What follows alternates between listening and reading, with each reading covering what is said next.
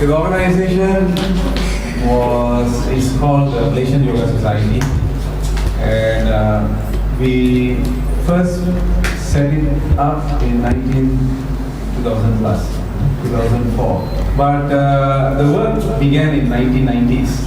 1990s we had a lot of programs, and eventually we decided to organize it properly, register it.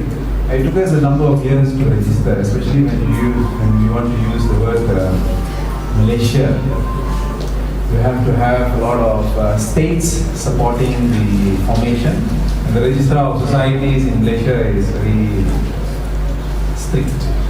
Yeah, this is good, because then you have a very legitimate process. So it took us a number of years, and finally we registered this organization. And Malaysian Yoga Society is a society that has been formed to teach yoga to as many different groups as possible, and primarily to the children, and also those who have no opportunity to learn yoga. For example, people in the squatter areas, or people in the outskirts, the estates, or the new villages where they find it difficult to learn, facilities are not there. So we have done a lot of programs over the many years. And we have a group of dedicated volunteers, not many, few, less than 30, but whose dedication has spread over the last 10 years. We have done so much to upgrade the consciousness of those who really needed an upgrade in their consciousness, maybe because of their lifestyle, maybe because of their situations where growing up in places which had a lot of negative influence, emotional damage. So we have been able to inspire many of them, and many of them who were in these programs ended up being instructors, ended up being volunteers. And wherever they went, they brought this seed which were planted by our teachings to many, many places where they went. So we hope that this will continue. In fact, we have a program next month where we are going to have a yoga camp for birds here. Program for about 200 children in the Singapore Tamil School. Even though we are having it in the Tamil School, it is open to all. Malaysian Yoga Society is a society which is open to all, irrespective of whatever background or differences that we may represent physically. Right? And the teachings will be in different languages, Malaysian languages. So 200 children for 7 days. We will teach them the art of yoga, the art of emotional culturing. We have to stabilize their emotions. The highly stressed environment nowadays for children, correct? Stress given by who? And then we registered this the Malaysian Association of Yoga Instructors in 2006. 2006. Also, one of the reasons is that there was a growing need to streamline instructors.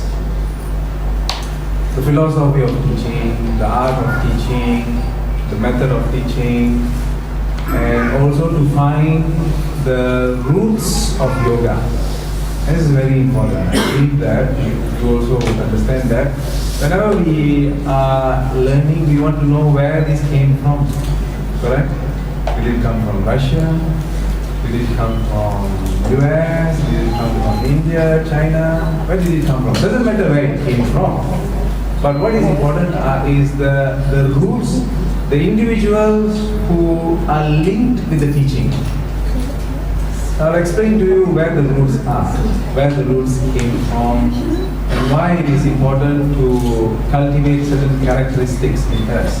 And these characteristics are important because as instructors, it's not only the performance on stage, but also performance out of stage. Correct? Do you agree? That we have to be consistent in our teachings, that we teach in officially in our classes, but unofficially out of the class. So these characteristics that we need to cultivate, or we need to be aware of, that we need to imbibe in our consciousness, so that we live a better life, and most importantly, the people around us also lead a good life. So that is the purpose of yoga. What is the purpose of yoga? Is to reduce not stress, is stress, to reduce suffering. The purpose of yoga, by the same purpose that was brought by great individuals and founders of different faiths like Lord Buddha and Christ and Muhammad. Same was preached by Patanjali, Krishna, and Shiva, to say that yoga is an art and science to reduce suffering. You'll be thinking, I'm not suffering, you're not suffering, correct? Especially children are enjoying, right? But the adults are to a certain level. But the adults who practice yoga, the suffering reduces, correct? Good. And then we have the main organization that is conducting the teaching and the streamlining of education in Malaysia is the MAYI Yoga Academy.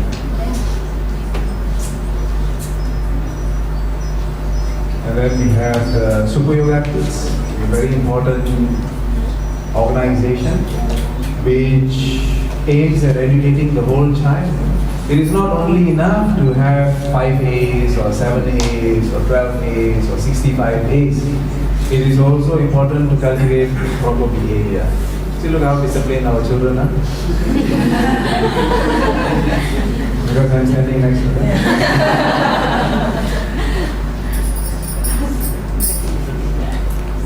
Graduate of the Super Yoga Kids. So it's important to cultivate behavior. We have had many children who have good grades, but behavior is a bit difficult to predict, unpredictable. And they don't understand themselves. And how are parents going to understand them? So there is a conflict. The conflict between parents and children. The conflict between school children and school teachers. The conflict between school children, teachers and principals. And I had one experience with Guru Basas, the headmaster of the school, where we went to offer our services. And he told me point blank, he said, wasting your time. These are all useless people. I said, who? Me? The children.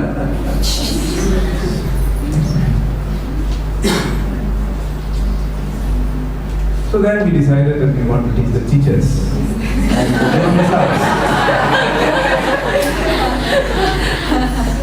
We told them, sir, I think you are under stress. They said, yeah, I went for a bypass. We offer you yoga. Please come. I foresee for you. Please come and join the class. We are also registered with the Human Resource Ministry. And some of our programs are under the HRDF Fund, Human Resource Development Fund, where employees from these companies can come and learn yoga, certain type of courses which have been registered, and this will be paid by the Human Resource Ministry. And we have had programs in certain companies where we did 5-6 days of whole day programs, and they had benefited tremendously. When we were conducting, we were not so sure, because when you conduct for organizations, the organizations pay for the instructions and the employees don't pay, correct? So we were thinking, will there be commitment? Will they be committed and will they learn much because they're not paying for it? But at the end of the program, all of them said they benefited and they were very appreciative of the program. This is under the Human Resource Ministry, and we are certified Class A training center. And then we are also registered with the Ministry of Education, MOE. It is registered under the Malaysian MAYI Yoga Academy, but the ministry wants a Bahasa Kebangsaan name. So we suggested this name, Pusat Latihan Yoga Jasmani. The money is just incidental. It's a Malay name, Malay word. Jasmani means mind body. It's not just money. Mind body. So it's quite an interesting word. So this organization, MAYI Yoga Academy, is registered with the Ministry of Education under this name, Pusat Latihan Yoga Jasmani, but wholly owned by MAYI Yoga Academy. And not only is the organization registered with the Ministry of Education, but the courses which you are taking, each individual course is registered with the Ministry of Education. For example, IYC Level 1, Level 2, Foundation, Intermediate, Advanced. Each of these is registered. So which means your certificate is absolutely legitimate. You can publicize, you can talk about it, you can make photocopies and give to any organization which you want to teach. You can even teach in the schools, you can teach in colleges, you can teach in multinational companies, all will accept because yours is registered. And this is stated in the certificate which you are going to receive. It will be stated, Level 1 Foundation, registered with MOE. And the registration number is that. So you should be very confident. In fact, unfortunately, if you ask me, I would say unfortunately, we are, according to the Ministry of Education, the only organization which is registered with the only yoga teaching organization which is registered with the Ministry of Education, which is, I feel, is unfortunate. I feel that more organizations which are giving out certification in Malaysia should be registered. Otherwise, whatever registration, whatever certification that has been given, which is continuing to be given, which will be given, will all be illegitimate, which is not in accordance with the ethics of yoga. Main ethics of yoga is truth. We have to be truthful. When we are teaching yoga, we have to be truth, especially organizations which are issuing these certificates. Are we following? Are we clear about this? Do you have any questions? Okay, good.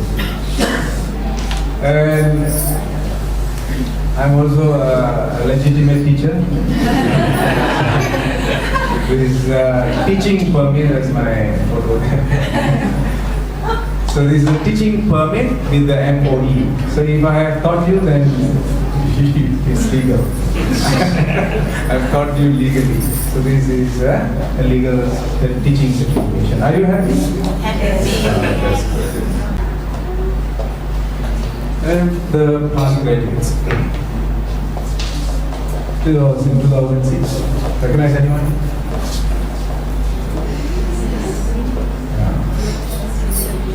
Most of them look the same. It was 2007. This was here in Bangsa. As you can see, earlier we had some writings at the top. But then after the renovation, now this is it. This was in 2008, 2009, 2010. This was Super Yoga Kids, I think the first batch. This is the second batch. No, sorry, it's a pregnancy yoga instructor course. See Mona there. And then this is the pranayama. This was the first year we introduced the pranayama instructors course, where we taught more than about 100 over techniques of breathing. Most of us know one type of breathing.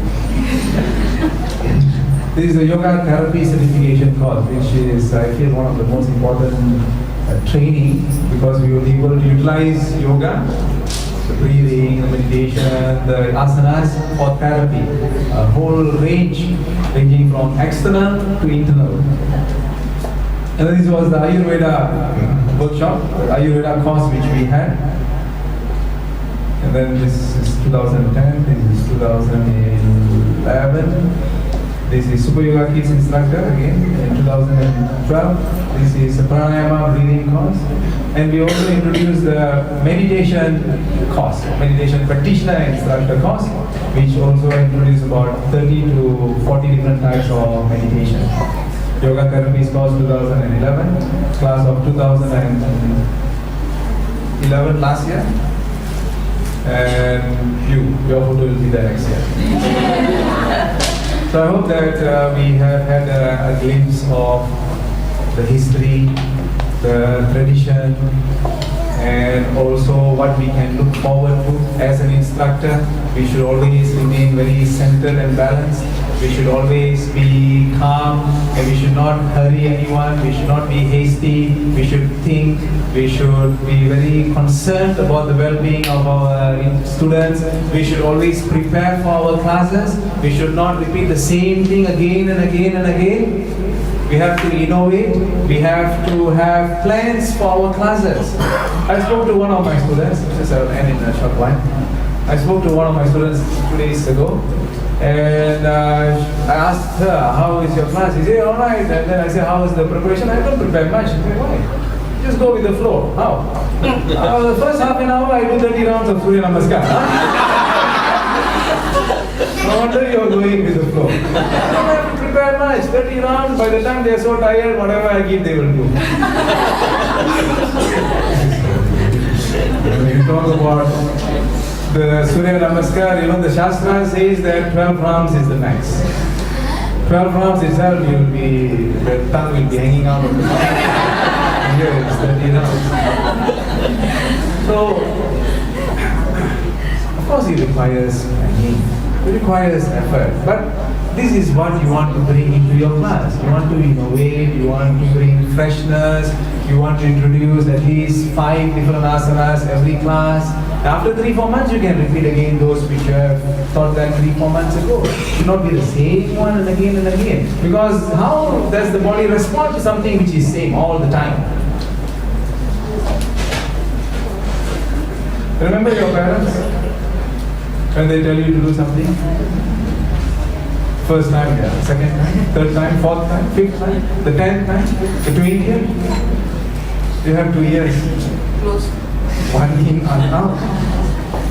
So same way the body responds, that the learning routes, the rerouting system of the brain works in such a way that new teaching has to come in, new ways of approaching. You need to talk, you need to explain. In class we need to talk. If you don't talk, what happens?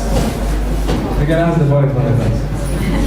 What happens to your own mind? If the instructor is not talking, your mind will be wavering. Your mind will be thinking about the problems and the issues and all those stresses in life. But if the instructor is talking, even though you are thinking about something else, he still comes back. And what is the instructor talking? The instructor only talks about the next election. He talks about your health, right? He or she talks about your joints, what's happening to the internal organs, what is happening to the hamstring, what is happening to the lower back, strengthening, toning. So it creates that kind of process, right? Rubini? Correct, Rubini? Where's Rubini?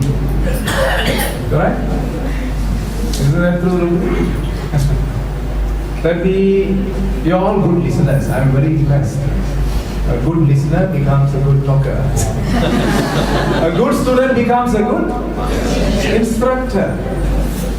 So all these characteristics you have to imbibe, you have to structure. that when we teach, we need to innovate, bring freshness, create your lesson plans. Go with not the flow, go with structure, and then the flow happens.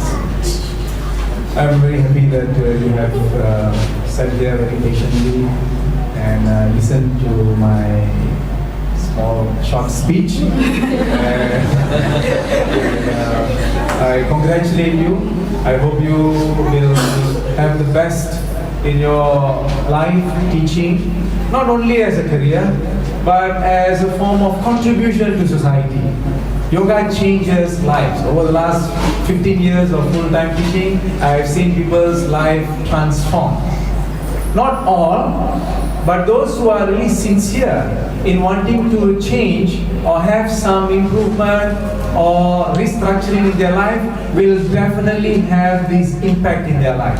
I have seen people who wanted to commit suicide, wanting to live after attending our classes. Those who were in the verge of nervous breakdown, coming back and living life fully. All this is the miracle of yoga. It's not a spiritual experience, but it is a life experience. Yoga changes life. And this would be your biggest contribution to society. So with this, I conclude my speech. Thank you very much.